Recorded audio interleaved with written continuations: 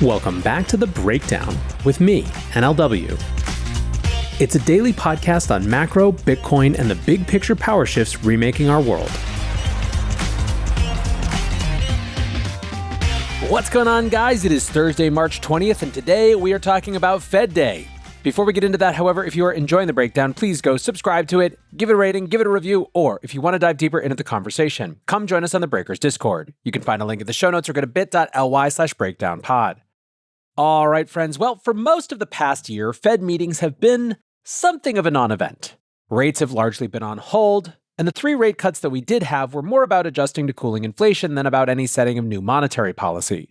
There is always something to talk about, of course, but the Fed has been in wait-and-see mode while they hope that inflation comes down and nothing breaks in the labor market.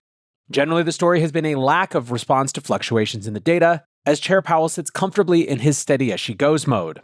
And although rates were held steady at 4.5% yesterday, this was anything but a sleepy Fed meeting. Trump's ever-changing tariff policy, a growth scare, a huge drop in consumer sentiment, and a stock market drawdown are all calling for a monetary policy reaction. The only problem is that these catalysts are all pointing in different directions. And this, friends, was the theme of the Fed meeting: uncertainty. It was clear even before Powell stepped up to the podium when the Fed issued their statement.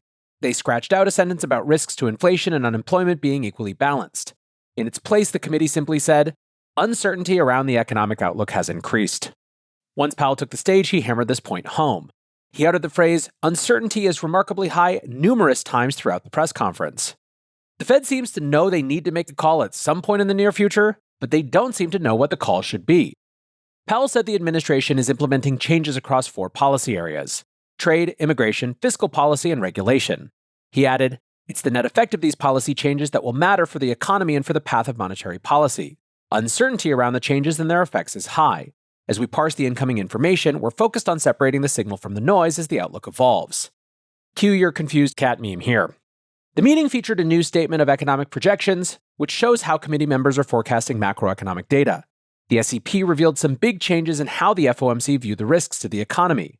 Inflation expectations are up, with the members expecting core PCE to be stuck at 2.8% by the end of the year. 18 or 19 members saw inflation risks to the upside. This is a larger consensus than in June of 2022, when the Fed hiked by 75 basis points for the first time. Unemployment was forecast to rise to 4.4% this year, up from a 4.2% forecast in December. Meanwhile, growth is expected to drop to 1.7%, down from a 2.1% forecast in December. Rate strategist Rishi Mishra wrote, most interesting SEP from the FOMC in a while. Clearest communication of stagflationary risks from tariffs we've had from the Fed. It will hurt growth and they won't be able to help as much because of the rise in inflation. The median of the dot plot remains forecasting 2 rate cuts this year. However, looking at dots from individual members, there has been a large hawkish shift from the committee. In December, 5 FOMC members expected more than 2 rate cuts. Now, only 2 members believe additional rate cuts will be appropriate. There are now 4 members who think they won't be able to cut at all, up from 2 in December. 8 members in total are now penciling in 1 or 0 cuts for the year, which is 40% of the committee. TLDR, while there are still 2 rate cuts on the plan, it wouldn't take much for the FOMC to start removing them if inflation heats up. Powell tried to downplay the changes to the SEP, stating that reductions in growth projections kind of balance out a rise in inflation forecasts. He asserted that, quote, on balance, people wrote down similar numbers. The changes aren't that big. Leaning on the theme of the meeting, he added, the other factor is really high uncertainty. What would you write down? It's hard to know how this is going to work out. Bloomberg economist Anna Wong suggested this might have been a diplomatic answer, commenting, there's a bit of a disconnect between Powell's representation of the FOMC stance versus what is indicated in the SEP. One thing about Powell is that he is politically savvy. It could well be that he's talking down the hawkishness of the SEP to avoid the ire of the White House. The key issue facing the Fed in the near term is uncertainty around the impact of tariffs. Inflation expectations have moved up, with Powell stating that survey respondents are mentioning tariffs as the driving factor. However, he noted that longer-term expectations remain well anchored. Powell was asked whether increased inflation forecasts from the SEP were solely to do with tariffs. He responded that, while it's difficult to pick apart the data, he conceded that, quote, the answer is clearly some of it. A good part of it is coming from tariffs. Fed staff are now working on models they hope will distinguish tariff inflation from non-tariff inflation. Another big part of the Fed's analysis of tariff policy is figuring out whether it will cause persistent inflation or just a one-time price shock. Powell dusted off a cursed term, stating, it's too soon to say about that. It can be the case that it's appropriate to look through inflation if it's going to go away quickly without action by us. If it's, and here's that term, transitory, and that can be the case with tariff inflation. When prompted to confirm the Fed believes tariff inflation will be transitory, Powell added, "That's kind of the base case, but we really can't know that. We're going to have to see how things actually work out." You might recall that during the pandemic, Powell maintained that inflation was transitory all the way through 2021 as it steadily ticked up to 8%. One member of the press decided to push Powell on this fumble, suggesting the lesson from the last time was that inflation quickly spreads through the economy if the Fed doesn't get on top of it. Unpacking what the Fed is doing to track tariff inflation a little more, Powell recalled the policies of the first Trump administration. He mentioned that washing machines had been tariffed, but the price shock hit dryers as well, which were not subject to tariffs, commenting, "Things happen very indirectly. There will be a lot of work done in the coming months to trace that all through." The problem for the Fed is that the hard data and the soft data are starting to diverge. In the hard data, growth is marginally slowing. The labor market looks solid and inflation is starting to tick up, but it isn't alarming at this stage. But survey data from both households and businesses show a significant rise in uncertainty and concerns about downside risks. Powell commented, "The relationship between survey data and actual economic activity hasn't been very tight. There have been plenty of times when people are saying very downbeat things about the economy and then going out and buying a new car." Powell suggested that policy is in a good place to respond to whatever comes next, and the right thing to do is to, quote, "wait here for greater clarity about what the economy's doing." Hello, friends. I am thrilled to share that Ledger is once again partnering and sponsoring with The Breakdown. Many of you know, but for those of you who don't, Ledger is the most secure hardware wallet for your crypto and logins. It's trusted by 7 million users and secures 20% of the world's digital assets. What's more, Ledger is a lot more than wallets. Over the recent years, they've built a comprehensive ecosystem of products and services, all of which are designed to make digital ownership more secure and accessible. You can buy your Bitcoin with Ledger and Ledger Live, and so much more.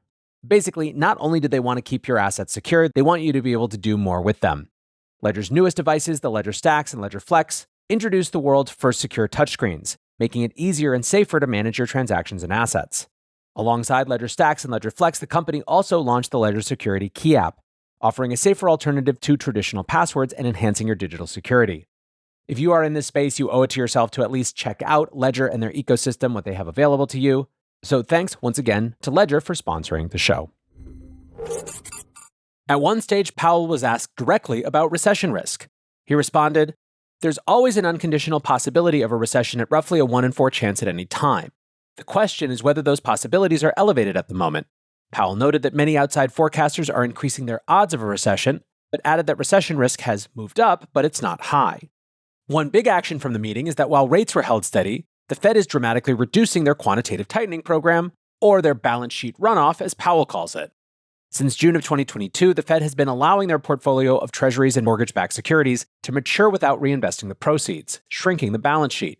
This process has been running in the background ever since and reduced the balance sheet by over $2 trillion from its peak, around 23%. The rate of balance sheet runoff had already been reduced from $60 billion per month to $25 billion last June, and the Fed is now slashing the pace to just $5 billion per month. Minutes from the January meeting revealed this move was being considered to avoid Treasury market dysfunction during the looming fight over the debt ceiling. This implies that QT will be ramped back up once the ceiling is raised, which could take until August. Powell insisted that the move had, quote, "nothing to do with monetary policy." The effects of QT are far from certain, but the general consensus is that balance sheet reductions are tight policy and reduce liquidity in the market.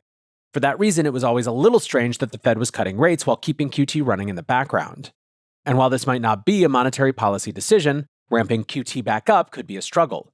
Former Fed trader Joseph Wang believes it's over, stating, "You might as well say QT has ended." Now, throughout the current downturn, traders have been pining for the return of QE, when the Fed actively buys bonds and increases their balance sheet. That always seemed like a fantasy anchored in the 2019 era, where the Fed abruptly abandoned QT and started buying bonds to address a liquidity crisis. The current situation is very different, and the Fed has plenty of room to cut rates before they go back to the emergency policy of QE. That said, ramping down QT is still positive for liquidity and looks kind of similar if you squint. Trader Andy Constant commented, "Temporarily tapering QT is not QE and it's not QE."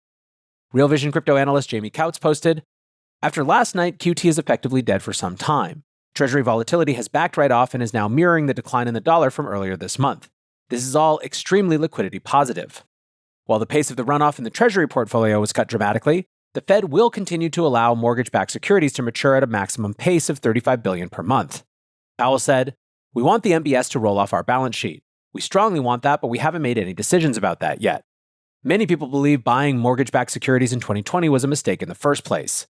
The logic goes that during the COVID crisis, the Fed reflexively bought MBS because that market was the epicenter of the GFC.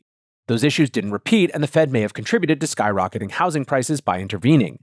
Taking it all together, this means the pace of QT has been cut in half, but longer maturity MBS are now the bulk balance sheet runoff. And while you might think that QT isn't all that important, certainly Powell has encouraged that view over the past 2 years by rarely mentioning it and insisting that it's just running in the background. This decision to taper quantitative tightening was important enough to cause Governor Christopher Waller to dissent yesterday. Waller agreed to hold rates steady, but would have preferred to keep QT running at the same pace. Powell has gone to pains to get unanimous decisions during his tenure, so dissents are always noteworthy. That goes double for Waller, who is often viewed as Powell's closest ally on the committee. Waller's public comments are even sometimes taken as reflecting Powell's private views on controversial issues. For example, Waller floated rate cuts last November well ahead of consensus, saying something that Powell could never have said as chairman. Overall, it seems the end goal is to reduce the balance sheet as much as possible over the longer term. Nick Timiraos of the Wall Street Journal commented, "As with last year's decision to taper monthly redemptions, this is about trying to maintain QT for longer. And you don't do that if you crash into the inelastically scarce reserve ditch." So how did markets take it? Well, they responded positively, with the S&P 500 up 1.4% on the day. Bitcoin broke out of a one-week range, heading above 85,000 with a 5% gain. Jamie Cox of Harris Financial Group thinks the market is optimistic about more easing from the Fed, commenting, "The Fed indirectly cut rates today by taking action to reduce the pace of runoff of its Treasury holdings. This paves the way for the Fed to eliminate runoff by summer, and with any luck, inflation data will be in a place where reducing the federal funds rate will be the obvious choice." Amanda Lynham, the head of macro credit research at BlackRock, thinks that this was just a big exhale after a punishing month, stating, "A lot of that was baked in. We've had such a bruising few weeks in the equity market. Most forecasters have reflected lower growth and higher inflation, and that's part of what's driving us here." Quinn Thompson of Lecker Capital had a contrarian view of the meeting, claiming it was hawkish. He cited higher inflation expectations, worse growth forecasts, and a clearly hawkish shift in the dot plot. Former New York Fed President Bill Dudley thought Powell's major contribution was just giving the impression that he has everything under control. He said, "Powell came in and gave a pretty dovish performance in the sense of, 'We got this, we're in a good place, we can afford to wait, we'll see how it goes, we're going to get the job done.' He was pretty reassuring to people that this was all quite manageable." Perhaps the loudest response, however, came from President Trump himself, who posted the Fed would be much better off cutting rates as U.S. tariffs start to ease their way into the economy. Do the right thing. April 2nd is Liberation Day in America. Now, while this is a little bit back to the old Trump calling for rate cuts at every Fed meeting, it is true that the Fed won't get to respond to the April 2nd tariffs until the first week in May. If growth falls off a cliff and the labor market suffers, the Fed could quickly find themselves behind the curve. What's more, markets are already disagreeing with the Fed's assessment of the situation. They're pricing in a 60% chance of a rate cut in June and between 4 and 6 cuts for the year. One of the more interesting takes on where the Fed finds itself came from the Wall Street Journal's Nick Timiraos, who has very good sourcing at the central bank. He commented that the Fed can cut because of good news. Inflation has declined, as was the case last year. Officials can also cut because of bad news. The economy is sputtering. The case for the first type of cuts has dimmed because sweeping tariff increases appear much more likely than they did just 7 weeks ago, when Fed officials last met. Timiraos called this a big strategy shift at the Fed. There's no longer the option to deliver slow and steady rate cuts to achieve a soft landing.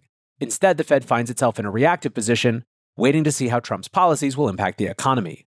Basically, although the rate pause continues, the Fed is no longer waiting passively for inflation to come down. Instead, they're on the lookout for economic disruptions that require a reaction. But the uncertainty of the moment makes it nearly impossible to figure out what the next move should be, let alone get ahead of the curve. Jay Bryson, the chief economist at Wells Fargo, commented, "It puts the Fed between a rock and a hard place. If inflation goes up, you want to be tightening. On the other hand, if the unemployment rate goes up, you want to be loosening." And that, of course, doesn't deal with the scenario where both happen at the same time. So that is the story of the Fed. They seem just as confused as the rest of us. For now, though, that is going to do it for today's breakdown. Appreciate you listening as always, and until next time, be safe and take care of each other. Peace